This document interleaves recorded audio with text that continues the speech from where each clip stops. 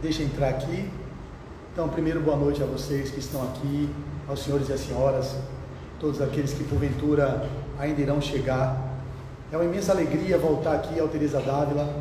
Essa casa eu tive a oportunidade de ter aqui talvez umas 2 vezes, antes da pandemia. E retorno hoje a convite de Nival para fazer uma exposição onde ele me deixou livre para escolher o tema. E como tem sido sempre assim as minhas palestras, quando me deixam livre, eu tenho escolhido as mensagens da benfeitora Marta, que é um espírito que alguns de vocês devem receber mensagens diárias na lista de transmissão do médium baiano Marcel Mariano, que tem tido esse trabalho lindo de divulgação da doutrina através das mensagens da benfeitora Marta. Para quem não conhece Marcel Mariano é um médium baiano que hoje milita no Caminho da Redenção, lá na casa, na Mansão do Caminho. Ele também é trabalhador da Federação Espírita do Estado da Bahia, e ele tem tido ao longo de alguns anos para cá o cuidado de nos mandar todas as manhãs, às 6h20, 6h25, está chegando na lista de transmissão do WhatsApp, as mensagens de Marta. Quem é Marta? Ainda não temos muitos detalhes, mas pelo conteúdo do que ela traz, a gente pode inferir que ela é um espírito de escola, é um espírito de elevada capacidade intelectual e provavelmente moral para ser a guia, ou aquela mentora do pupilo que é chamado Marcel, que tem tido um trabalho na mediunidade, da vidência, da psicofonia, da psicografia, digno de nota, no movimento espírita baiano, brasileiro e internacional. Ao receber essas mensagens ao longo desses 3 últimos anos, eu comecei a me tocar de um lugar que disse, não, isso não pode ficar restrito só a lista de transmissão do WhatsApp. Eu preciso fazer alguma coisa. E por um ano eu fiquei mobilizado a fazer das mensagens uma locução, ou trazê-la sob a forma de áudio ou da vídeo, para que mais pessoas tivessem acesso. E assim eu fiz. Estou na 361 mensagens feitas, locuções, ela já está com 950 e poucas, é um projeto de chegar em 1000 mensagens, para quando chegar em 1000, parece que ela vai transformar em livros, ou 5 livros de 200 páginas, ou 10 livros de 100 páginas. A ideia é publicar pela FEB, pela Federação Espírita Brasileira, ou eu entendo que talvez pela Leal Editora, tendo em vista que ele trabalha na Mansão do Caminho lá com o Divaldo, pode ser também uma editora que queira fazer a publicação dessas beldades, que são as mensagens de Marta. Aqui algum de vocês já conhece a mensagem dela? Alguém recebe? Só você? Você recebe? Pois é, como é seu nome? Eu conheço você, né? De onde? Sua fisionomia não é estranha. Então só uma pessoa aqui recebe, vocês não têm noção. Eu amo Joana de Ângeles, amo a literatura dela, me fascina, porque a abordagem psicológica que ela traz, ela faz a gente ir para dentro, olhar para as questões existenciais de uma forma que Manuel faz, que André Luiz faz, que Emmanuel faz, que Dr. Bezerra faz. Se você for ler as obras desses espíritos, elas também fazem com que nós olhemos para dentro e façamos um movimento de transformação moral. Mas Joana ficou, salvo informações de Divaldo, 50 anos no plano espiritual, estudando a psicanálise e a psiquiatria, estudando todos os autores que trabalham com o psiquismo humano, filósofos, grandes pensadores, para trazer a série psicológica dela, constituída de 16 volumes, iniciada com Jesus e Atualidade, terminada e finalizada com a Psicologia da Gratidão. São livros magistrais, eu já tive o prazer de ler todos, alguns eu li mais de uma vez, tem uns que eu já li 3 vezes, e outros eu já li 2 vezes, e a gente quanto mais lê, a gente mais se aprimora, e a gente tem um novo olhar sobre a obra dela, e a gente pode acrescer a nossa vida, muitos conteúdos dignificantes e que são transformadores para aqueles que estão abertos a acessar o nível de complexidade da psicologia profunda em que a benfeitora Joana de Ângeles se instala, tratando da psicanálise em alguns textos, falando sobre a psicologia analítica de Carl Gustav Jung, falando sobre os psicoterapeutas humanistas como Carl Rogers e Viktor Frankl, e também os psicoterapeutas transpessoais, Abraham Maslow, o nosso Stanislav Grof e tantos outros teóricos que hoje da vida moderna a gente poderia citar o Ken Wilber e outros tantos que trabalham como Roberto Crema, Pierre Weil, são psicoterapeutas transpessoais e psicólogos, alguns são terapeutas, que traz essa linguagem profunda. Então, na base da nossa exposição, eu faço esses prolegômenos para que vocês entendam por que eu falo de Marta. Marta é esse espírito que me arrebatou. Ao receber as mensagens dela, eu fiquei tão mobilizado quanto eu fico ao ler os textos de Joana. Só com um detalhe, a Marta, ela escreve no dia a dia, são mensagens diárias, de domingo a sexta, só não tem sábado. Todos os dias ela traz uma publicação, todos os dias. Para vocês terem uma ideia, vai completar 1000 mensagens, e o conteúdo dela é sempre atual. Ela pouco se repete, ela fala de assuntos sobre a guerra da Ucrânia, sobre a pandemia do coronavírus, sobre o meio ambiente, ela fala sobre a psicologia, ela fala sobre o T e o C, ela fala sobre os mais variados assuntos de uma forma impactante. Por quê? Não que os outros não sejam, mas as últimas obras publicadas por Joana, se eu não me engano, foi Vidas Vazias, se eu não estou enganado. A de Manuel Flamengo de Miranda foi no início lá de 2021, que foi o Amanhecer de uma Nova Era, não, foi o que fala do novo período do coronavírus, né? Me fugiu o tema. São 3 livros o que faz a base de Manuel, chama Transição Planetária, Perturbações Espirituais e o Amanhecer da Nova Era, e o último foi, me fugiu, mas é o último livro de Manuel, que fala sobre a pandemia do coronavírus. E Emmanuel nunca mais escreveu nada. Desde que Chico desencanou, não temos mais comunicação de Emmanuel. Então foi lá em 2020 foi quando... 2002 o Brasil foi penta, foi quando Emmanuel reencarnou em 2000 e Chico desencanou em 2002. Até 2000 Emmanuel não escrevia mais, porque ele já estava reencarnado. Segundo Chico Xavier, Emmanuel reencarnou no ano de 2000 e Chico desencanou no ano de 2002. Então de lá para cá não temos mais publicações de Emmanuel. Não tenho visto também de André Luiz, depois que Chico Xavier desencarnou. E a benfeitora Marta é esse espírito de escola. Dr. Bezerra continua trazendo mensagens para o Divaldo e outros tantos. Mas atual, como está sendo Marta, eu não tenho visto. E com base doutrinária. E que tem consistência, porque tiver muitos médicos publicando textos aí, que são às vezes considerados apócrifos, textos que fazem mais confundir do que iluminar as consciências. E Marta é esse espírito que eu vou ler, uma linguagem um tanto quanto rebuscada, umas palavras que me fizeram ir até o dicionário para refazer meu vocabulário, que estava ficando muito fraco diante do que ela trazia. Enriqueci novamente meu vocabulário através dessa benfeitora, e que eu sou muito grato a Marcel Mariano e a Marta por me darem a oportunidade de ir no meu canal do YouTube, Flávio Nery de Azevedo. Depois vocês podem ver lá, tem 360 mensagens que eu faço a locução de todos os temas que vocês possam imaginar, e eu continuarei fazendo. Quando ela terminar as 1000, eu espero voltar para a mensagem número 1, vou pedir a Marcel, e começar a fazer a locução de todas aquelas que eu não fiz até quando eu escolhi fazer, que foi esse ano, foi o ano passado. Então a mensagem de hoje foi que deu nome à palestra. Eu dei o título, porque ela não titula as mensagens, ela apenas faz a mensagem. Eu titulei. O processo criativo é interessante vocês saberem, porque é a primeira vez que eu estou aqui e só uma pessoa sabe. Marcel acorda todos os dias 4h20 da manhã, todos os dias. Aí eu fiquei, como assim? Que disciplina essas pessoas? Eu sou indisciplinado quando eu vejo esses irmãos. Divaldo dorme 3 horas por noite a 4 de sono. Chico a mesma coisa. Não tem cansaço esses seres, parece que vieram com uma missão e tem um quantum a mais de energia para sustentar. Eu, se perdi uma noite de sono, como eu perdi de terça para quarta, que eu tenho lido um livro, estava lendo Memórias, Sonhos e Reflexões de Carl Gustav Jung, e num grupo de leitura eu precisava acabar até 7 da manhã de terça. Eu ia variar a madrugada, fui de 10 da noite até 7 da manhã lendo, em pé, e se fui dormir 8 horas da manhã, acordei 1 da tarde, eu posso me dar esse luxo, eu não trabalho de manhã, e acordei com irritabilidade, irascível, totalmente transtornado. Fiquei imaginando se eu dormisse como esses caras dormem, 1 hora da manhã, acorda 4h30 da manhã. Ave Maria, ninguém ia me suportar. Eu seria um veneno ambulante, uma bomba para explodir a qualquer momento. Então ele me disse que acorda todos os dias, 4h20 da manhã, todos. Para quê? Para estudar o Espiritismo. Ele estuda todo dia, 4 horas de estudo sistematizado da doutrina espírita, durante o dia, todos os dias, de forma espartana. Ele fala numa palestra, Marcel, e para confundir um pouco a mente dele, com textos de André Luiz, de Emmanuel, de Manuel Flamengo, de todo mundo, para que a benfeitora Marta, por volta de 5 horas da manhã, 5h30 da manhã, senta-se, pega o corpo dele, a mão dele, e ele se afasta em desdobramento, ele já me relatou, fica sentado numa cadeira e deixa que o corpo fique a serviço dela, para que ela escreva o que ela quer sem a interferência dele, para que eu tenha o mínimo de interferência no que ela escreve, Flávio. Que eu tenho tido esse cuidado, eu embaralho minha cabeça com informações para que eu não tenha que participar de querer mudar alguma coisa, porque o médium pode interferir sim na comunicação, e esse cuidado ele como médium, ele tem tido ao longo das psicografias.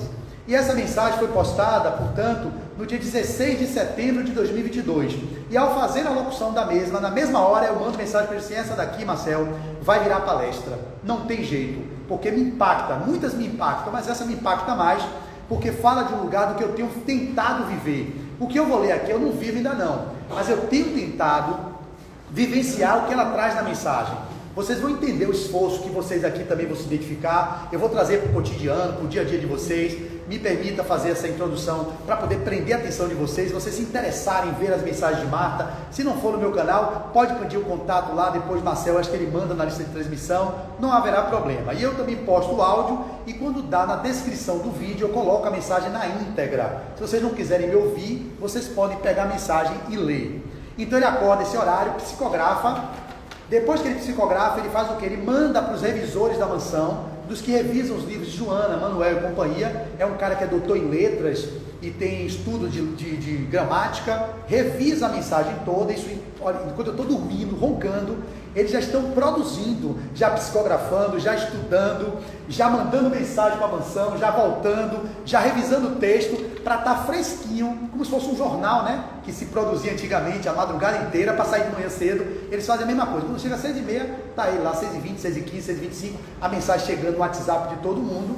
Claro, eu acordo depois, eu vou analisar e eu leio. Ele já distribuiu para mais de 800 pessoas. Eu pego a minha, não distribuo a mensagem escrita, porque eu vou fazer o vídeo durante o dia, vou editar, vou postar no meu canal e depois eu mando terças, quintas e domingo na lista de transmissão as mensagens que ele faz. Aí eu perguntei: Marcel, e sábado? Sábado não tem mensagem. Ele: Flávio, sábado ela não tem feito. Raramente ela faz uma dia de sábado. E você acorda a que horas sábado, já que você acorda todo dia 4h20? Curioso, eu estava, né? Ele: 4h20. Aí eu falei: 4 mais tarde, 4h25. Meu Deus, 4h25 ele para poder manter a mesma rotina, o estudo, tudo direitinho. Eu me dou o luxo de ficar mais 5 minutos na cama. Ele é muito engraçado. Vocês conhecem Marcel Mariano? Você não conhece Marcel Mariano? Vocês têm que trazer Marcel para fazer uma palestra aqui. É um orador, um dos melhores, do meu ponto de vista. Divaldo Franco é o concurso. Para mim, não tem comparável. Um dos melhores oradores que eu conheço no movimento espírita é Marcel Mariano. Ele não tem essa eloquência que eu tenho, essa coisa assim não, mas fala de um lugar com a propriedade, formado em direito, formado em história, tem uma capacidade muito maior de oratória do que eu tenho percebido. Então vamos à mensagem de hoje. Para vocês terem uma ideia, o título que eu dei: Como tem dedicado o seu tempo entre o ter e o ser? Essa é a pergunta. Como vocês têm dedicado o seu tempo entre o ter e o ser? Veja o que ela vai fazer com isso. Ela não disse isso, eu que botei esse título. Para vocês terem uma base da literatura de Joana, vocês procurem no Homem Integral, salvo engano, capítulo 6, ou é 25, parte 6, eu não tenho muita lembrança. O capítulo é intitulado Ter e Ser. Eu até separei aqui o texto, mas eu não vou ler, porque esse vocês podem olhar na obra de Joana, o Homem Integral. Ela é a segunda obra publicada da série psicológica. A primeira é Jesus e a Atualidade, o segundo é o Homem Integral, e aí vai a terceira, a Plenitude, e por aí vai. Então vamos lá, capítulo 25, Ter e Ser. Mas na visão da benfeitora Marta, ela vai nos dizer assim, prestem atenção. Eu vou lendo e vou explorando o tema junto com vocês, tá bom? Começa a benfeitora. Numa sociedade que se tornou excessivamente complexa, não seja de se estranhar os variados conflitos que se apresentam, desafiadores, impondo ao ser humano inquietação e medo de viver. Nós nunca vimos, como na história desse país, tanto pânico, tanto suicídio, tantas pessoas com depressão e muito maior o número depois da pandemia do coronavírus.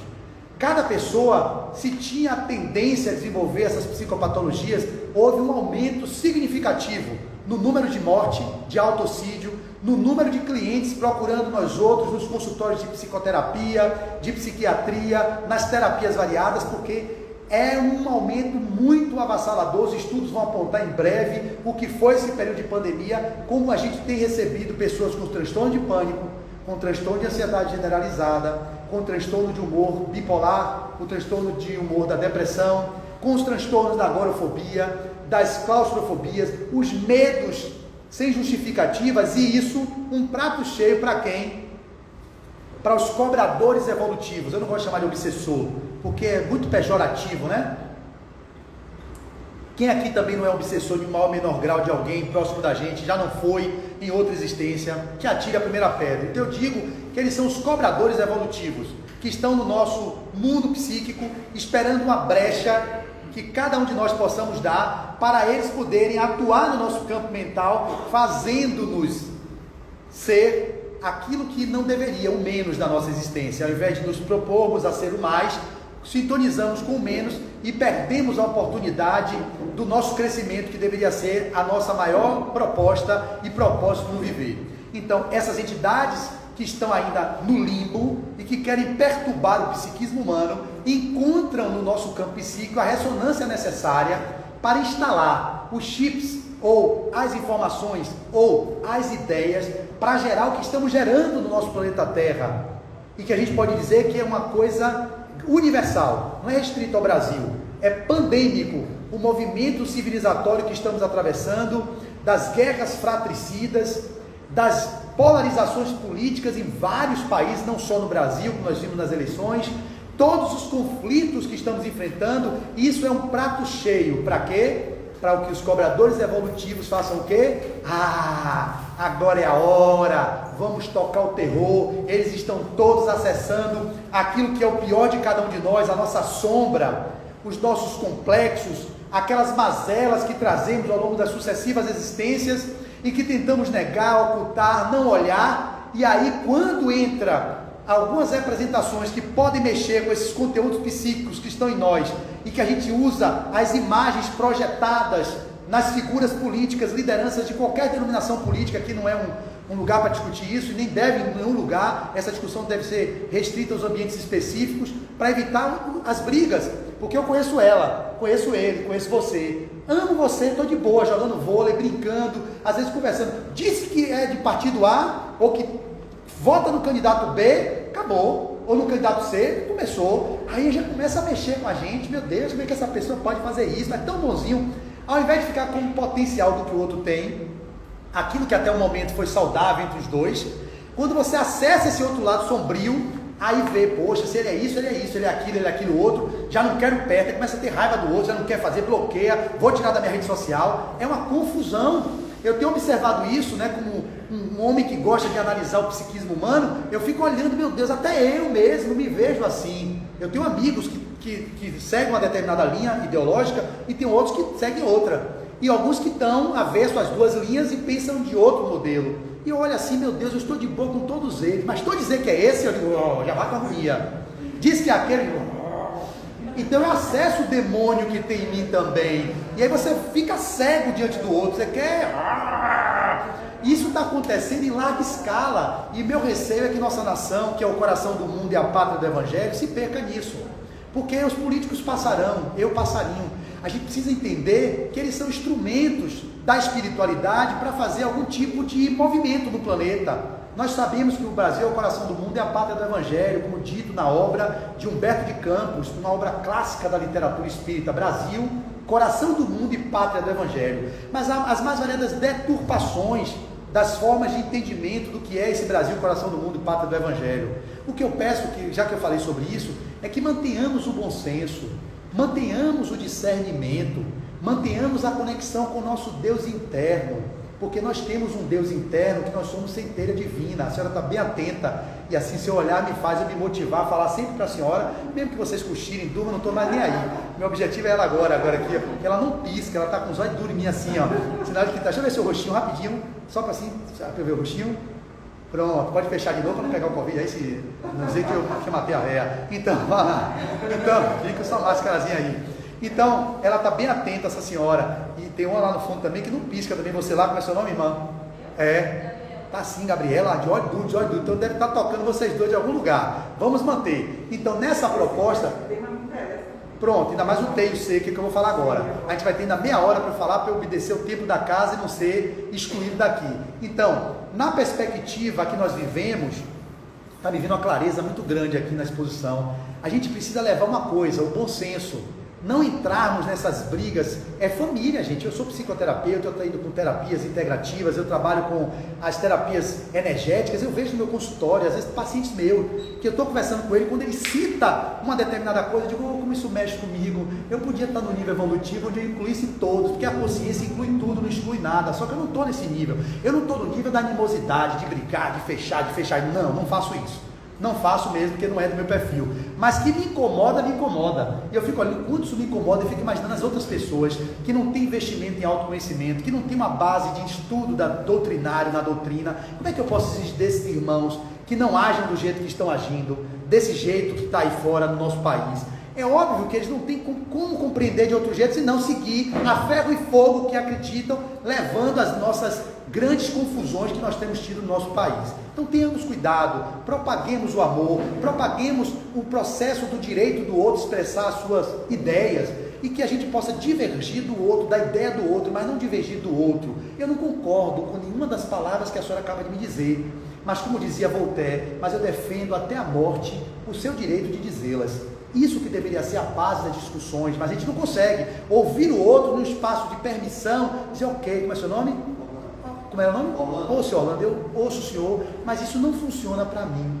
Você entende isso? Não, mas você tem que entender, porque eu torço por não sei o quê, você tem que entender talvez, porque eu sou não sei o quê. Assim a gente pode falar de religiões, do Bahia, do Vitória e das linhas políticas. Então, a gente entende hoje o quanto é grave discutir sobre esses assuntos no atual nível evolutivo em que nós nos encontramos. Porque no nível mais aprofundado do desenvolvimento intelecto-moral, a gente vai poder divergir de uma forma amorosa, onde você tem um ponto de vista, Orlando, digo, olha, eu não concordo com isso, irmão, mas siga a sua consciência, e eu vou seguir a minha consciência. Se você puder repensar isso, eu vou ficar feliz. Eu também vou repensar a partir do que você me disse. Isso seria o comum, a comunhão de ideias que podem ser divergentes, mas a gente não diverge do outro, te briga com o outro. Não vejo com o Orlando, não quero saber mais de Orlando, não. Sai de mim, não, esse cara vai estar lá, não quero saber dele, não, ele é isso, ele é aquilo. Não, e a gente está indo para esse lugar. Cuidado, e dentro da família. Irmão brigando com irmã, porque um é um lado, outro é outro, pai brigando com filho, mulher brigando com marido. Quando você tem a sorte de na mesma família todos têm a mesma ideologia política, beleza, todo mundo almoça junto sem briga, mas quando não tem, meu irmão, somos espíritos distintos, portanto divergimos. Cuidado, a melhor coisa não é tentar convencer o outro, a melhor coisa não é ficar brigando com o outro, vocês só vão criar mais animosidade. O outro já tem aquela ideia fixa, é a ideia fixa dele, ele vai ter que despertar por ele mesmo, não vai ser eu falando, me dispondo, brigando, que eu vou mudar a opinião do outro. Eu posso gerar ali sim uma faísca, onde haja uma separatividade, onde a gente tinha pelo menos alguma convergência, que era no vôlei, que era no basquete, que era conversar sobre os dois que torciam para o Bahia, os dois torciam para o Vitória, mas ao mesmo tempo você gera uma animosidade com o irmão. Então deixa ele com o processo dele, ele vai viver, e a gente vai ter que evoluir junto com as diferenças, ok? Então ela vai dizer: enquadrados pelo Estado, nos tornamos um CPF e um RG, suscetível de fácil identificação perante as repartições públicas e órgãos diversos da administração do mundo. Venham comigo, não se dispersem. Com isso, você não vai perder o teor da mensagem. Com isso, perdemos um pouco nossa real identidade, aquela herdada do lar e ora diluída nas convenções da tumultuada vida urbana que nos obriga ao malabarismo de títulos e acadêmicos. Nos perdemos nas aparências, no verniz social. Ele é medido, ela é medida pelo que ela tem, não pelo que ela é. Ele tem um Land Rover, ele mora em Interlagos, ele mora no Horto, ele mora no Corredor da Vitória, mora no edifício Cardeal, no mesmo edifício de Ivete, se eu não me engano é esse.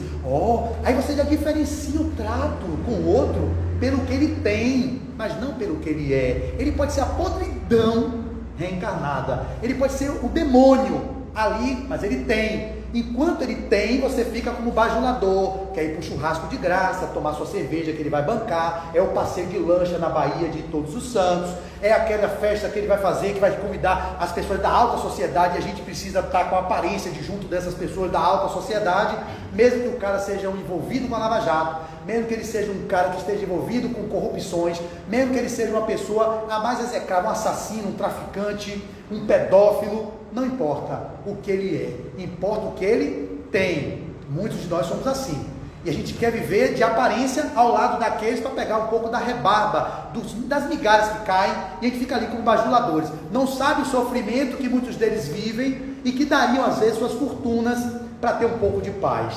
mas não conseguem, porque o apego aos haveres materiais é muito arraigado na nossa visão materialista do existir, porque mesmo sendo espíritas, que todos aqui somos, nós ainda vivemos no paradigma materialista. Nós somos espíritas, ou melhor, dizemos que estamos espíritas, mas não vivemos a condição de espírito imortal, que verdadeiramente nos intitularia como espíritas, que acreditamos em muito mais do que a matéria pode demonstrar. A gente vive aqui, está no centro espírita, mas saiu ali fora, já falei, eu falar com o espírito, não, eu morrer, tomar um tiro, ninguém morre. A gente tem que ter cuidado, se precaver, se prevenir. Eu não estou falando que a gente vai viver negligenciando a proteção do corpo físico, mas a nossa forma de viver é muito mais pautada na sobrevivência da matéria do que no investimento naquilo que é o nosso bem maior, que é o espírito imortal que somos, que ninguém vai poder tirar as virtudes que vocês adquiram ao longo da vivência na Terra.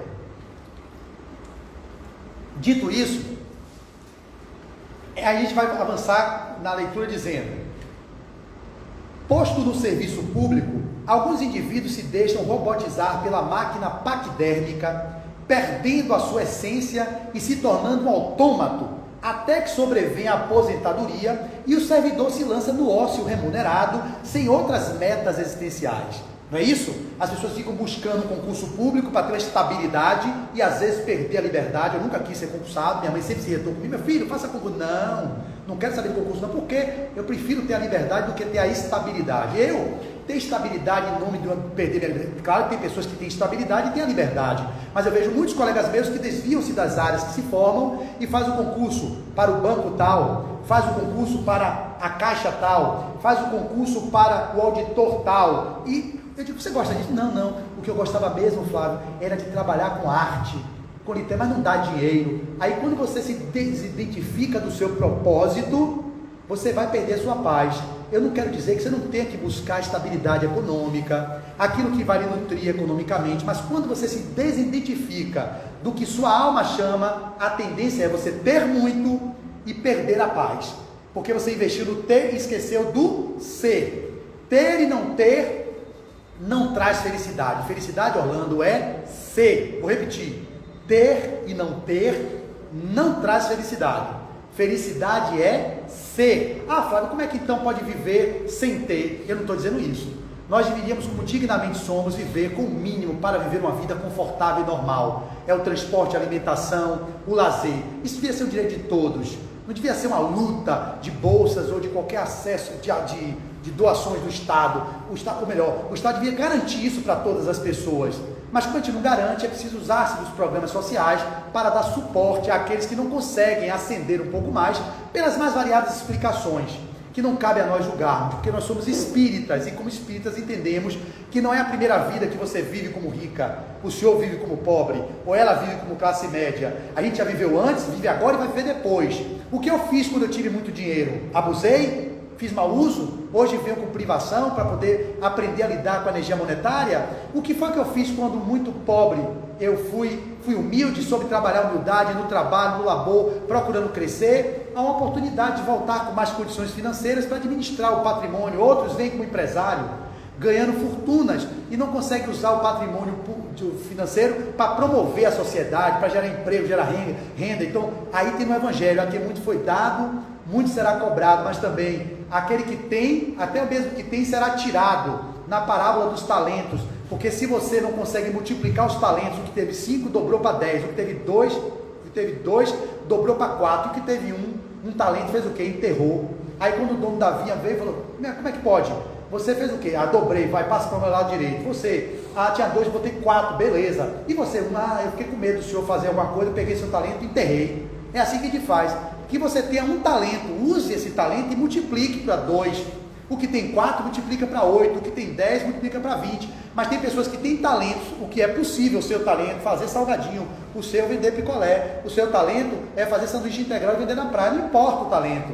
Mas a sociedade hedonista, utilitarista, individualista, egoísta, materialista, nos obriga a querer ter aquilo que é tido de mais valorização que a sociedade pode dar. Se você não for um doutor, se você não for um desembargador, se você não for um empresário de bem-sucedido, um artista famoso, é um artista, mas é de periferia, não tem peso, mas se você é um artista que está na Globo, que está no SBT, que está na Record, aí tem valor. Então esses lugares é que muda a nossa proposta de viver no mundo. Ao invés de investir no ser espiritual que somos, nos perdemos buscando, como diz o filósofo e pensador Erich Fromm, ele tem um texto sobre ter e ser, buscando viver na aparência da sociedade que nos impulsiona isso, uma sociedade de consumo, uma sociedade utilitarista que vive as coisas como se fossem todas elas efêmeras, e que são mesmo, os bens materiais são efêmeros, mas é como se fossem descartáveis, e tem um celular bom, e aí sai o outro, você já quer o outro, mas o que está funcionando não, tá, mas tem agora o 12, o 10,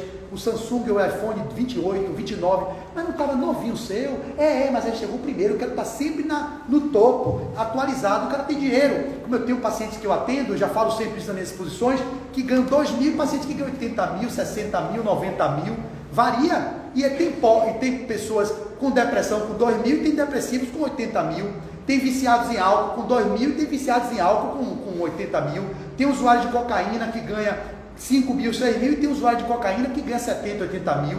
Então o problema não está no ter mais ou ter menos, está em ser, porque se você é pobre, mas é digno dos valores em que você busca, que são os bens inalienáveis da alma, que a traça não rouba, que o ladrão não rouba, e a traça não corrói, você vai viver na pobreza com dignidade. Se você também é na riqueza, você vai morar na mansão dos cardeais ou onde for, mas você tem um investimento no ser espiritual que você é. Você vai transitar no meio da hipocrisia que normalmente está no Evangelho, porque é mais fácil o camelo entrar no buraco de uma agulha do que o rico entrar no reino dos céus. Não é que a riqueza seja ruim, é porque o camelo não é camelo não, gente, é um cabo grosso. É porque a riqueza abre portas para a concupiscência, para a lascívia, para o hedonismo, para a busca dos prazeres, das sensações do corpo, que é gostoso você comer uma boa comida num restaurante bom. Eu vejo o quanto é bom quando eu tenho como ir com minha esposa, é maravilhoso. Quando a gente fica no hotel, que é um hotel de frente para o mar, é gostoso, é óbvio, uma piscina, aí você abre a janela, você tem um café da manhã vasto, que eu peguei quase 4 quilos e fui para a Arraial da Ajuda. Pobre quando vê comida fica besta, é com pinto no lixo. Então eu fiquei no hotel, o centro espírita me chamou para fazer um seminário lá e me deu a cortesia das diárias nesse hotel, que eu não estava nem querendo. Eu queria uma pousadazinha, que é o que eu faço com minha esposa, uma pousada pobre, para poder economizar na diária, que eu não preciso desse luxo todo, e poder viver o avião, o treinar tudo. Eu digo, não, eu quero dormir, só ficar dormindo, mas me botou no hotel bom, eu digo, venha, eu recebo. Eu digo, não precisa, já tinham pago um hotel maravilhoso lá em Arraial da Ajuda, tipo assim, dos top de lá. Eu digo, opa, que maravilha. E desde a tua amor é bom, né, amor? Eu digo, amor, é maravilhoso. É por isso que a gente se perde quando tem muito dinheiro. Imagina quem tem tanto, que pode viver isso o tempo todo. A pessoa fica doida, só quer viver isso. É bom demais, quero ir pro hotel e come, aí colesterol aumenta, infarto agudo miocárdio, é barriga, aí a barriga cresce, mas eu quero é comer, eu faço abdominoplastia, eu faço a lipoescultura, eu dou um jeito na face, estou envelhecendo, eu boto botox. A gente fica nessa luta desenfreada, vivendo na aparência, porque a gente sabe que isso é o que traz o prazer imediato, que é o ter. Mas a gente esquece do ser. Aí eu estava olhando para mim e digo, olha, Flavinho, você não come croissant de manhã? Seu café da manhã não tem negócio de bolo de chocolate, bolo sei o que. Você ficou doido aqui. Aí abre o negócio, tinha carne do sol com não sei o que, com salsicha, com ovo. Eu digo, meu Deus, que café da manhã é esse? Não acaba nunca, é muita coisa. Você fica doido, aí pobre, pinto no livro, meu Deus, eu quero tudo, eu quero isso aqui um pouquinho, eu quero um pouquinho isso aqui. Aí quando eu desço, eu estou com 3 quilos a mais, 4 quilos a mais. E quando a gente chega aos 50, eu faço o ano que vem, não tem mais como reverter. Aí começa a pochetezinha aqui, ó. E aí por mais que eu nade, que eu malhe, que eu faça tudo que eu tenho que fazer, não vai embora. E aí começa a agonia. Aí você perde, porque você esquece do essencial. Eu fui lá por um propósito maior, foi um seminário lindo, lá em Arraial da Ajuda no sábado, fiz uma palestra de encerramento do seminário, fiquei lá desses dias, me divertindo. Não é que você vai fazer voto de pobreza, não viver os prazeres que a vida lhe traz, isso é inequívoco. A gente está no corpo, a gente precisa também alimentar o corpo, a gente precisa cuidar desse corpo, como nossa benfeitora Marta chama, ela chama, sabe o quê? O estojo de cartilagens e ossos. A gente precisa cuidar desse estojo de cartilagem de ossos. São Francisco chama de o jumentinho. Cuide do jumentinho. Óbvio que eu tenho que cuidar do jumentinho, mas ele não deve ser a nossa prioridade. A prioridade é o espírito que somos, dentro do jumento ou dentro dessa cartilagem de estojo de ossos, de cartilagem e ossos. É esse o movimento que nós deveríamos estar atentos. O que nós nos perdemos é isso. A gente vai pelo ter e esquece do ser. E ela avança. Se situado na iniciativa privada, gastou grande parte da vida na batalha para não perder o emprego, a renda, lutando titanicamente por melhores salários, postos de comando, até quando atinge o ápice da carreira, constatando que uma nova safra de empreendedores se encontra a postos para tomar-lhe o lugar. É a briga, a competição, tem que estar atualizado, o mercado ele seleciona, você tem MBA, você tem não sei o quê, você fez especialização no quê? Parou só com a graduação e não vai para canto nenhum. Há uma exigência social, nessa visão materialista, de manter sempre todo mundo buscando conquistar títulos, conquistar coisas, e se protegendo das coisas que conquista, de uma forma louca. Você compra um carro, um não satisfaz, você tem que ter dois, aí pega dois, mas agora eu tenho dois, eu quero duas casas, uma casa na praia e uma casa em Salvador, beleza, mas pra quê? Agora eu tenho que ter carro blindado, porque meus filhos estão na escola tal, e eu tenho que blindar, blinda o carro, aí pô, minha casa está sendo arrombada, que eu tenho muito bem, aí bota cerca elétrica, aí vocês começam a viver uma prisão psíquica, aí não sabe por que foi, essa busca de ter, daqui a pouco pânico. Estou com síndrome do pânico, não vou sair na rua, por quê? Porque eu estou tensa. Eu já atendi alguns pacientes, gente, que não largam o osso.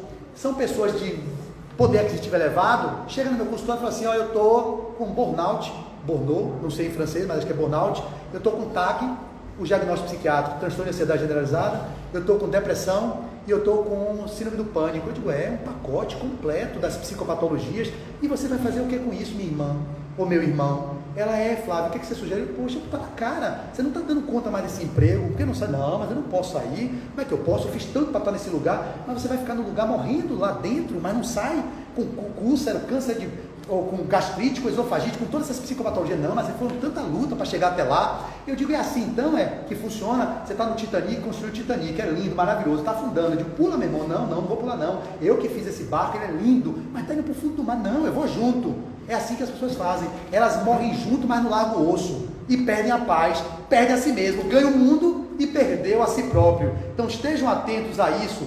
Então as pessoas preferem pagar o preço do adoecimento psíquico do que fazer a renúncia daquilo que está atormentando. Mas como Flávio? É simples, apenas desapega. Eu digo sempre, se você está alinhado no seu propósito, como eu tenho colegas meus que formaram na área e vão para uma área completamente diferente. Pô, por que perdeu tanto tempo naquilo? É porque eu amava aquilo, mas aquilo não está me dando dinheiro. Eu digo, mas aí você vai para uma área que lhe dá dinheiro, estabilidade, você vive desse jeito. Olha como você está doente. Ela não aguento mais isso, eu não aguento mais aquilo. Vá vender sanduíche integral na praia, eu sempre falo isso. Se você tiver alinhado no seu propósito, vai vender seu sanduíche integral, passa o dia seu com o seu chapeuzinho, vai ganhar seu dinheiro diário, vai manter aquilo que é o essencial à sua vida e vai viver em paz. Só que ninguém está disposto a isso, então a gente prefere matar o corpo, porque é o corpo que morre, porque o espírito não morre, mas a gente não larga o osso e vai adoecer, como ela vai dizer aqui. Então, Arthur Miller soube bem radiografar esse biótipo na sua comentada obra A Morte do Caixeiro Viajante, retratando o atormentado operário do pós-guerra. Ambição, porejando pela epiderme, saindo pelos poros, sonhos de consumo, abastança financeira que elimine o receio da pobreza e da miséria material. Enormes mansões, carrões último modelo, roupas de grife, perfumes caros. Enquanto a despensa esteja cheia de alimentos e utensílios diversos, uma aparente tranquilidade parece reinar, soberana, na intimidade dos lares. Entretanto, é justamente onde a fartura material se instala é que se nota a presença insidiosa dos graves conflitos psicológicos e emocionais dos tempos modernos.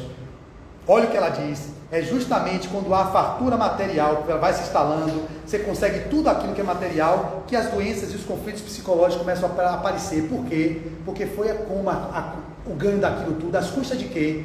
À custa da ausência sua do lado do seu filho, que cresceu sem sua presença, às custas da sua ausência do lado da sua esposa, que abriu espaço para a ocupação de uma infidelidade conjugal, às custas de um infarto agudo do miocárdio aos 50 anos, porque ficou tanto buscando no estresse, eu quero manter a minha vida, meu status quo, eu tenho que viajar para Paris, eu tenho que ir para Londres, fulano foi, ciclano foi, eu não fui, eu nunca saí do Brasil, nunca.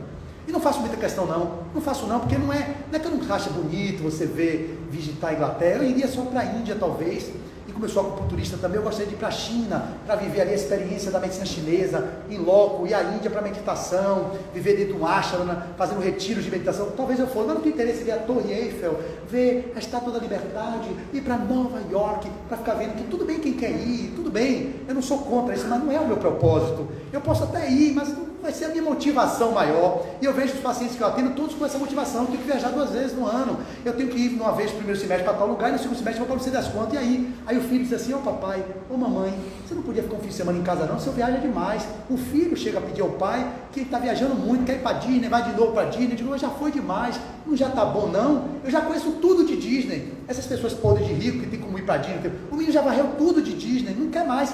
Ele quer a presença do pai e da mãe quieto dentro de casa no fim de semana, para ficar brincando de bola ali no jardim da casa dele. Mas o pai precisa manter o movimento de ir para fora, porque ele acha que ele supre a ausência paterna dos momentos de busca do trabalho, com o argumento que é para manter a sobrevivência. Como é que eu vou pagar a escola tal? Como é que eu vou dar minha mulher não sei o quê? E aí os filhos não querem isso, eles querem o que é o mais elementar, que é o tempo de qualidade que esse pai e essa mãe possam dar a seus filhos. E a gente não entende porque os filhos vão para as drogas, é cooptado pelo narcotráfico, porque a mãe deprime, porque o filho fica deprimido ou vai se suicidar. Então são muitos os motivos que levam ao adoecimento psíquico.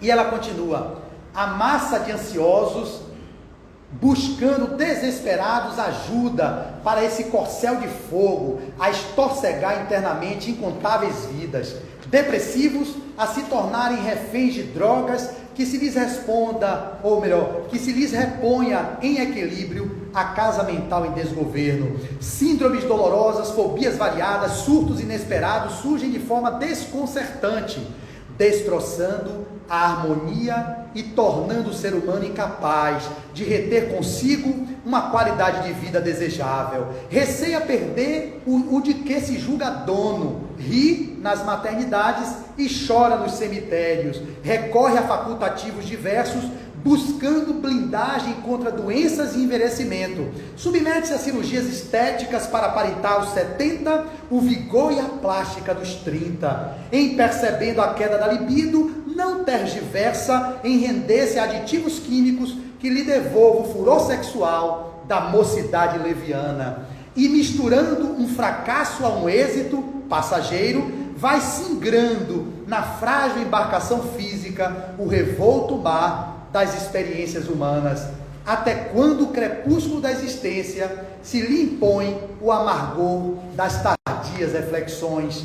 Quantos poentes perdidos, quantos amanheceres desprezados, o filho que não viu nascer, não viu crescer e não viu morrer. A caminhada na praia que nunca se permitiu experimentar, e eu me arrepio todo. A selva de pedra que o encarcerou em caixotes de ferro, cimento e vidro. A conta bancária farta e a vida vazia. As flores que não contemplou no jardim, a pescaria com o pai, indefinidamente adiada, em nome de negócios e contratos. Agora, tudo saudade, como um filme mudo da era de Charlie Chaplin. Em muitos, o riso virou pranto, a face exibe sulcos de amargura e o olhar se mostra vago, distante.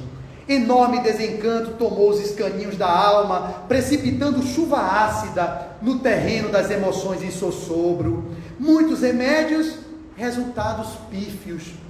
Terapias complicadas, raros instantes de serenidade. Filho de Deus, qualquer pausa que venha a surgir, busca um lugar à parte. Aí, cultiva os valores da essência que és, ressignifica a caminhada, priorizando a simplicidade acima das aparências. Resgata o menino ou a menina que dormita torporosa, ou melhor, que dormita torporoso sono dentro de teus sonhos. Visita outra vez teus castelos à beira-mar, facultando-te alguns momentos de enlevo e distração com teu pet que sente tua ausência. Sai a caminhar, deixando que o sol te substitua as lâmpadas artificiais. Em sendo noite, lança teu olhar para os imbórios coruscantes de astros e deixa-te arrebatar pela contemplação da obra divina. Talvez, numa madrugada dessa, teus olhos cansados fitem o Cruzeiro do Sul e ali identifiques o símbolo que o reteve um dia no Gólgota. Surgiu num coxo de palha e serviu até desprender-se numa cruz. Fez da vida um poema de serviço ao próximo, exaltou a vida abundante como só ele sabia dar, retirou da morte sua feição sombria, a tornando portal de regresso ao verdadeiro lar. ressurgindo ao frescor de um jardim para nos alimentar de morredoras esperanças. Fez de barcos seu escritório, seu paletó era uma túnica. Em vez de clientes, fez muitos amigos. O produto de que dispunha nunca vendeu. Ofertou gratuitamente em fartura para os esfaimados do caminho. Ouviu muito, falou pouco. Recorda dele. Não te permitas atravessar a existência apenas tendo. É muito pouco. És herdeiro de Deus. O universo te pertence por inteiro. Toma posse dessa felicidade ainda ignorada pela grande maioria e avança sereno, convicto de que a mais poderosa força da vida responde simplesmente pelo nome de amor. O que tenhas ou detenhas ficará. O que és seguirá contigo, seguirá sempre contigo. Marta. Era essa a mensagem que eu queria trazer para vocês. Vivenciem no mundo, divirtam-se, contemple os prazeres que o mundo entrega, mas não esqueça do essencial, que é o cuidado com o espírito imortal que vocês são, porque ter e não ter não vai trazer felicidade a vocês. Felicidade é ser. Muita paz, muito obrigado e até mais.